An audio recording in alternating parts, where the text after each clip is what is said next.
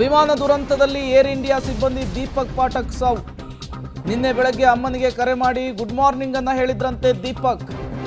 4 ವರ್ಷದ ಹಿಂದೆ ದಾಂಪತ್ಯ ಜೀವನಕ್ಕೂ ಕೂಡ ಕಾಲಿಟ್ಟಿದ್ರು ದೀಪಕ್. ಏರ್ ಇಂಡಿಯಾ ವಿಮಾನದಲ್ಲಿ ಕಾರ್ಯನಿರ್ವಹಿಸುತ್ತಲೇ ಪ್ರಾಣವನ್ನ ಬಿಟ್ಟಿದ್ದಾರೆ ದೀಪಕ್. ವಿಮಾನ ದುರಂತದಲ್ಲಿ ಏರ್ ಇಂಡಿಯಾ ಸಿಬ್ಬಂದಿ ದೀಪಕ್ ಪಾಠಕ್ ಸಾವು. ಈ ದುರಂತಕ್ಕೂ ಮೊದಲೇ ಅವರ ಅಮ್ಮನಿಗೆ ಕಾಲ್ ಮಾಡಿದ್ರಂತೆ, ಗುಡ್ ಮಾರ್ನಿಂಗ್ ಹೇಳಿದ್ರಂತೆ, ಖುಷಿಯಾಗಿ ಮಾತನಾಡಿದ್ರಂತೆ. ಅಮ್ಮನ ಜೊತೆಗೆ ಮಾತನಾಡಿದಂತಹ ದೀಪಕ್ ಇನ್ನು ನೆನಪು ಮಾತ್ರ ಅಂಥೇಳಿ ಅವರ ಕುಟುಂಬ ಗೋಳಾಡ್ತಾ ಇದೆ, ಕಣ್ಣೀರಿಡ್ತಾ ಇದೆ. 242 ಜನ ಪ್ರಯಾಣಿಸ್ತಾ ಇದ್ದಂತಹ ವಿಮಾನ ಇದು. ಇದರಲ್ಲಿ 12 ಜನ ಸಿಬ್ಬಂದಿಗಳಿದ್ರು.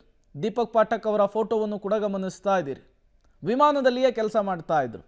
ಪ್ರತಿನಿತ್ಯವೂ ಕೂಡ ವಿಮಾನ ಲ್ಯಾಂಡ್ ಆಗ್ತಾ ಇದ್ದಂಗೆ ಮನೆಗೆ ಫೋನ್ ಮಾಡ್ತಿದ್ರು. ವಿಮಾನ ಟೇಕ್ ಆಫ್ ಆಗ್ತಾ ಇದ್ದ ಹಾಗೆ ಮನೆಗೆ ಕಾಲ್ ಮಾಡ್ತಾ ಇದ್ರು. ಎಲ್ಲರ ಯೋಗಕ್ಷೇಮವನ್ನು ವಿಚಾರಿಸ್ಕೊಳ್ತಾ ಇದ್ರು. ಮೊದಲು ಕರೆ ಮಾಡ್ತಾ ಇದ್ದಿದ್ದೆ ತಾಯಿಗಂತೆ ದೀಪಕ್.